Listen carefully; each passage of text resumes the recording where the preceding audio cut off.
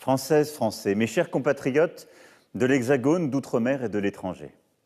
Ce soir, nous ne vivons pas un 31 décembre comme les autres. Là où, dans nos villes et nos villages, l'heure est d'habitude aux grands rassemblements, ils sont cette année interdits par l'épidémie. Les places de nos communes sont éteintes, nos foyers moins joyeux qu'à l'accoutumée. L'année 2020 s'achève donc comme elle s'est déroulée, par des efforts et des restrictions. Et j'ai pleinement conscience, par les décisions que j'ai eu à prendre, des sacrifices que je vous ai demandés.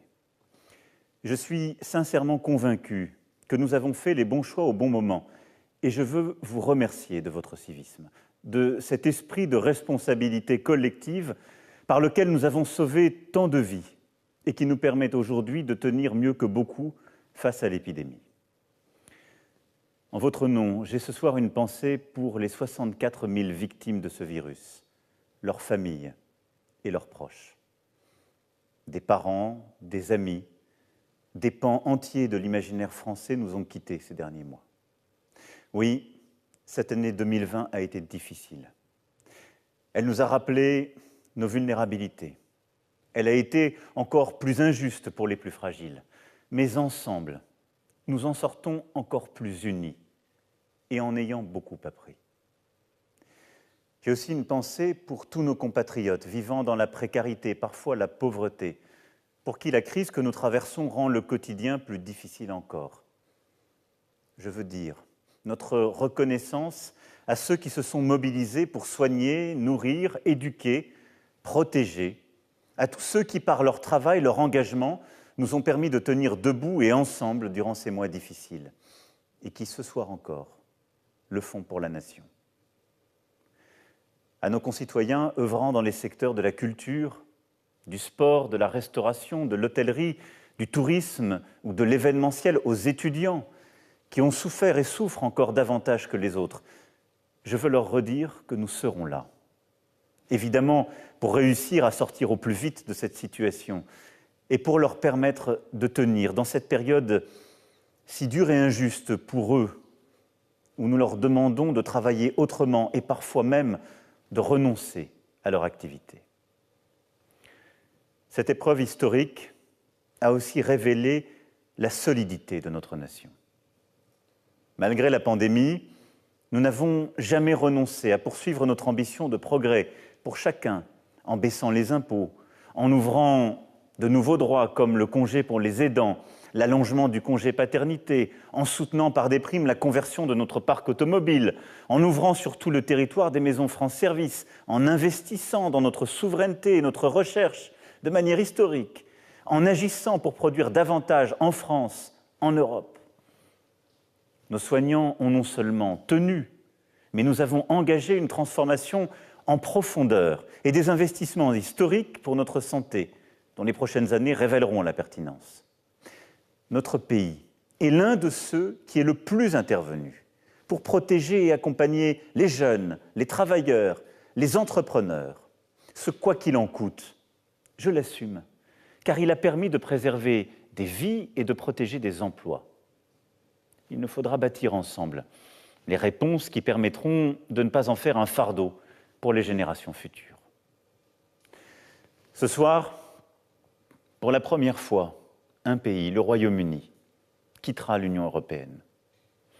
Nous avons scellé il y a quelques jours un accord pour organiser nos relations futures avec lui, en défendant nos intérêts, nos industriels, nos pêcheurs et notre unité européenne. Le Royaume-Uni demeure notre voisin, mais aussi notre ami et notre allié. Ce choix de quitter l'Europe, ce Brexit, a été l'enfant du malaise européen et de beaucoup de mensonges et de fausses promesses. Mais je veux, moi, vous dire très clairement ce soir, notre destin est d'abord en Europe. Notre souveraineté est nationale et je ferai tout pour que nous retrouvions la maîtrise de notre destinée et de nos vies. Mais cette souveraineté passe aussi par une Europe plus forte, plus autonome, plus unie. C'est ce que nous avons bâti en 2020.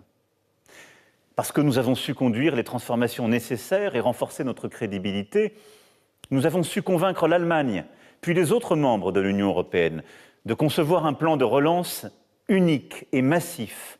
et de décider d'un endettement commun et solidaire pour mieux préparer notre avenir en nous engageant dans la transition écologique et numérique et en créant autant d'emplois que nous le pouvons pour notre jeunesse. Oui, cette année 2020 ne se résume pas à l'épidémie, même si celle-ci a changé nos vies. Elle a aussi, à mes yeux, révélé des parcours exemplaires qui sont autant de boussoles pour les temps à venir. Notre plus grande fierté, en effet, ce sont les Françaises et les Français, vous. Marie-Corentine a 24 ans. Au printemps dernier, cette infirmière fraîchement diplômée, originaire de Limoges, n'a pas hésité à tout quitter pour prêter main forte aux équipes de l'hôpital de Créteil débordé par l'afflux des malades du virus. Jean-Luc est chauffeur éboueur en Guyane. Avec ses collègues Anthony et Maxime, ils n'ont jamais cessé de travailler depuis le début de la pandémie. Au plus fort du confinement, ils constituaient cette deuxième ligne qui a permis au pays de continuer à vivre et à la vie de continuer. Gérald est entrepreneur près d'Angers. Pour faire face à la demande de masques, il a, avec ses salariés, réussi la prouesse d'ouvrir ses usines 7 jours sur 7, 24 heures sur 24, et plus récemment, d'en installer une autre en un temps record. Lucas a 11 ans, et habite Béthune. Lorsqu'il a découvert la situation d'isolement des personnes âgées atteintes du Covid-19 dans l'hôpital de sa ville, il n'a pas hésité une seconde et a fait don de sa tablette pour leur permettre de communiquer avec leurs proches et de retrouver le sourire. Il a été suivi par de nombreux autres. Rosalie est libraire à Bagnolet, en Seine-Saint-Denis. Comme tous ses confrères, elle a beaucoup souffert de la fermeture des commerces malgré les aides. Elle a su innover. Mettre en place un site internet pour permettre la vente à emporter lors des semaines les plus dures. Et les clients à Noël ont répondu présent. Romain et gendarmes attendent dans les Alpes-Maritimes. La nuit du 2 au 3 octobre, des inondations menacent d'emporter une maison de retraite. Au péril de sa vie, il parvient à évacuer plus de 70 résidents, leur sauvant la vie. Avec les policiers de Nice, qui ont mis fin à l'attentat de la basilique Notre-Dame de l'Assomption, avec Arnaud, Cyril et Rémi, gendarmes tués alors qu'ils portaient secours à une femme battue dans le Puy-de-Dôme, avec Tannéry, Dorian et Quentin, militaires morts lundi dernier en opération au Mali. Ils sont des héros de la nation. Mehdi est professeur de sciences économiques et sociales dans les quartiers nord de Marseille. Comme des milliers d'enseignants, il a eu, quelques jours après l'assassinat de Samuel Paty, à organiser un cours sur la laïcité. Pour cela, il a pris le temps de se former auprès d'autres professeurs et d'inspecteurs d'académie, et avec courage, il est alors revenu auprès de ses élèves sur nos valeurs, leur histoire, assumant cette haute mission de notre école, de nos enseignants, faire des républicains. Wendy est footballeuse. Comme tous les sportifs amateurs et professionnels, elle a vécu une saison difficile avec des entraînements impossibles, des compétitions décalées, des matchs sans public. Pourtant, elle a puisé en elle la force d'âme d'aller remporter avec son club de toujours une 7e Ligue des Champions, un record, et de nous faire rêver dans cette période grise. Morissette a 78 ans. Elle réside dans une maison de retraite de Sevran et il y a quelques jours, vous l'avez tous vu comme moi, elle a été la première Française à se vacciner contre la Covid-19, envoyant contre l'obscurantisme et le complotisme un magnifique message d'espoir pour l'année qui s'ouvre. Tous ces prénoms, ces visages, sont ceux de votre sœur, de votre voisin, de vos amis, de ces milliers d'anonymes qui, engagés et solidaires, ont tenu notre pays dans l'épreuve. Tous ces prénoms, ces visages, sont ceux de l'espérance. Ceux de France. Mes chers compatriotes, notre nation a traversé cette année avec une telle unité et une telle résilience. Rien ne peut lui résister. Notre nation a été capable, dans ces temps difficiles, de tant d'innovation, d'inventivité, de générosité. Tout lui est possible. En 2021, quoi qu'il arrive, nous saurons donc faire face aux crises sanitaires, économiques et sociales, terroristes, climatiques, qui ne s'éteindront pas avec le 1er janvier. Les premiers mois de l'année seront difficiles Et au moins jusqu'au printemps, l'épidémie pèsera encore beaucoup sur la vie de notre pays. En 2021, quoi qu'il arrive, parce que nous nous y sommes préparés, nous saurons aussi relever les défis à venir. La transition écologique et la protection de la biodiversité, avec la mise en œuvre des propositions de la Convention citoyenne et d'autres réformes. La lutte pour la République et pour nos valeurs, la laïcité, la fraternité, pour plus de sécurité. Et la poursuite de notre engagement pour le mérite, le travail, l'égalité des chances et la lutte contre toutes les inégalités et contre les discriminations.